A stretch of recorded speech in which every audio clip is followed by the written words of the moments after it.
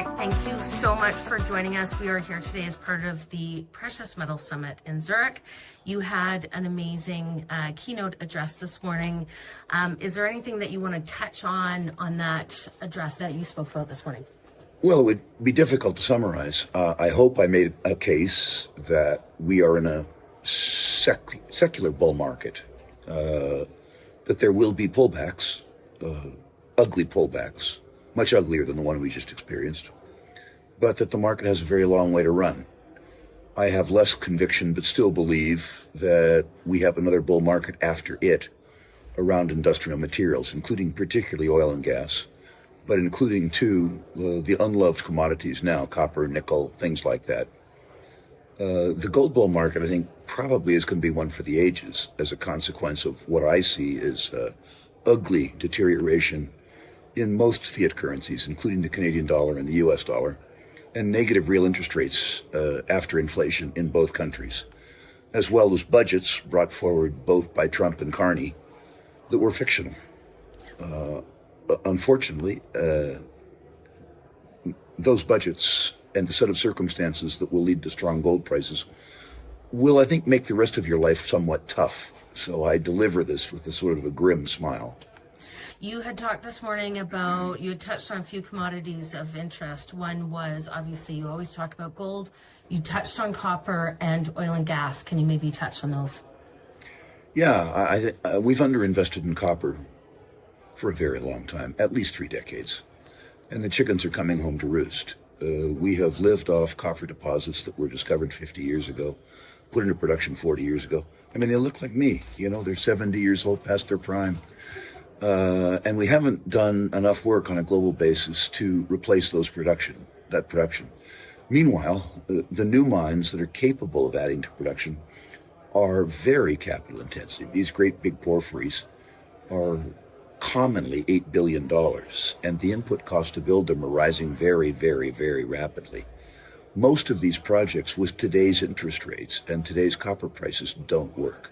So the incentive price for copper has to go up, or the interest rates have to go way down in order for these to work. What that means is that existing producing assets are worth way more than the market thinks. You don't have to build them. There's no avoided cost. It also means that we have to do, in the next 5 years, 30 years of catch-up exploration in the copper business. We can't do me too. We have to have deposits that are, if anything, better than the deposits that are on the shelf, which we know about, but don't work at today's copper prices. And what are your thoughts on oil and gas? You touched on oil and gas and have interesting views there. Oil and gas is a no-brainer. Maybe not this year. I could see economic weakness, meaning making the oil prices weaker. But the truth is that the global oil industry barely makes its cost of capital at $60 oil. Meanwhile, they're underinvesting $2 billion a day in sustaining capital.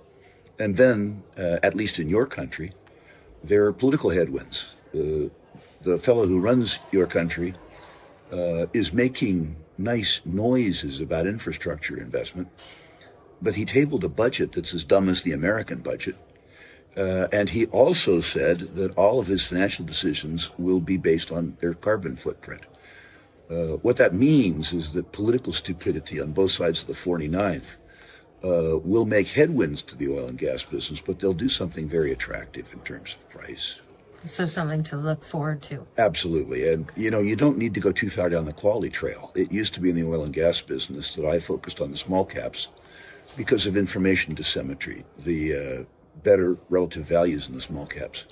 The big caps right now offer such extraordinary value that I don't need to go to the small caps. I can exercise every level of greed I have on Exxon or Suncor or CNR without going down the quality or size curve at all.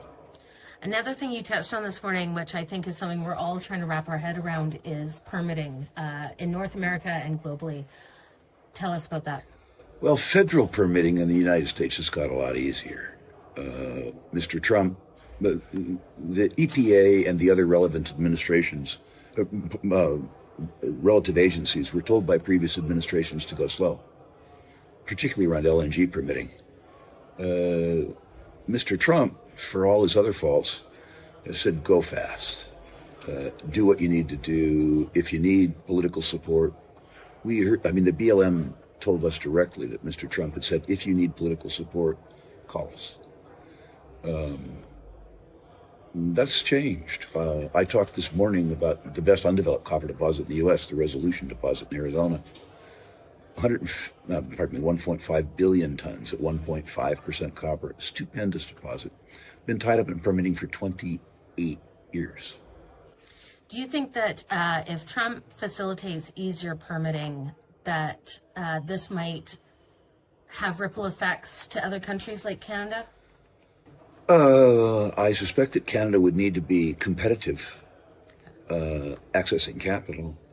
Mr. Carney has signaled his intention to permit good projects. I don't think he's as anti-minerals as he is anti-oil and gas. And I think the political reality of Canada is that you need to appeal to central Canada. You need to appeal to Ontario and Quebec.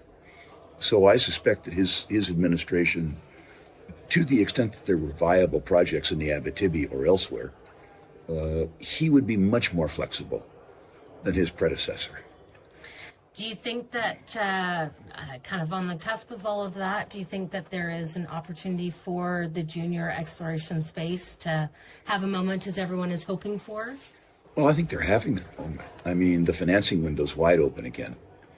I was never one, Anna, who believed that the exploration industry was underfunded. I believe that there are too many non-viable companies out there. But the truth is, the financing window in the last 4 or 5 months has been wide open. If the industry claims they're underfunded, they've got to get better at math. I do believe that we have had, with regards to exploration, a risk-off environment for 15 years. Exploration has mostly been twinning prior holes that worked.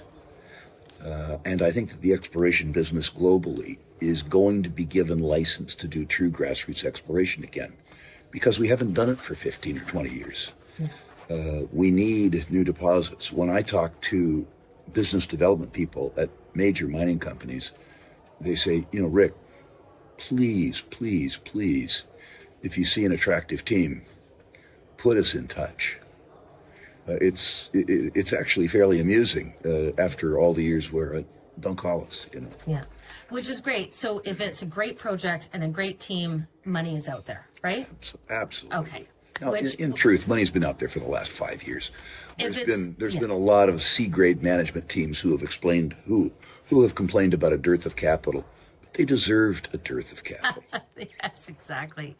Okay, I will not keep you much longer. It's been a very long day for you, and very much appreciate your time always, Rick. But as you are aware, the CSE just finalized its acquisition of the National Stock Exchange of Australia. It is a venture market in Australia that we plan to carve out, make similar to what we've built as the CSE in Canada.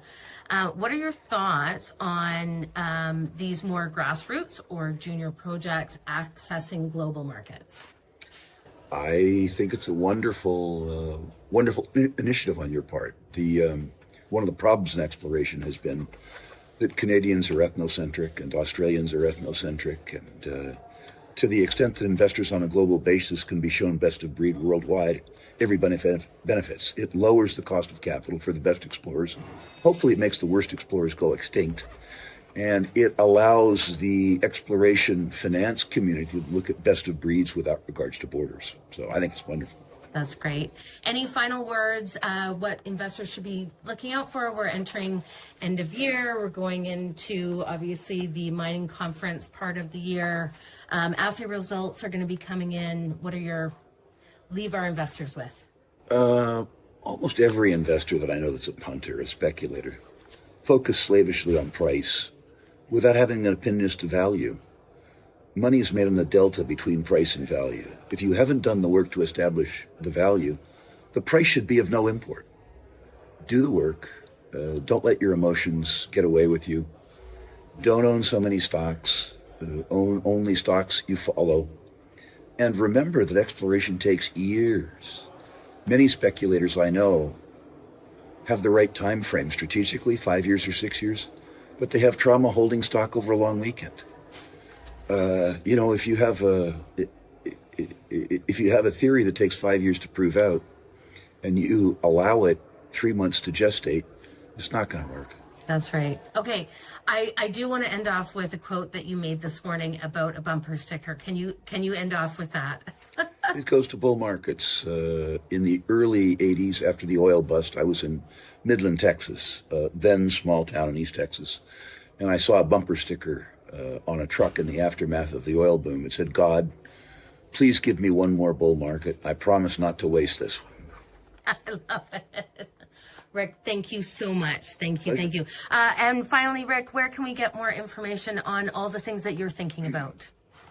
Anybody who cares what I have to say about natural resources can personalize it. If you go to my website, ruleinvestmentmedia.com, list your natural resource stocks. I personally will rank them 1 to 10, 1 being best, 10 being worst. And I'll add comments if I think my comments might have value. Be patient, because I'm on the road right now. I'm about 300 rankings behind. ruleinvestmentmedia.com, list your natural resource stocks. Please, no tech stocks. Please, no crypto. It's absolutely free, so of course it comes with a money-back guarantee. Wonderful. Thank you, Rick. Thank you.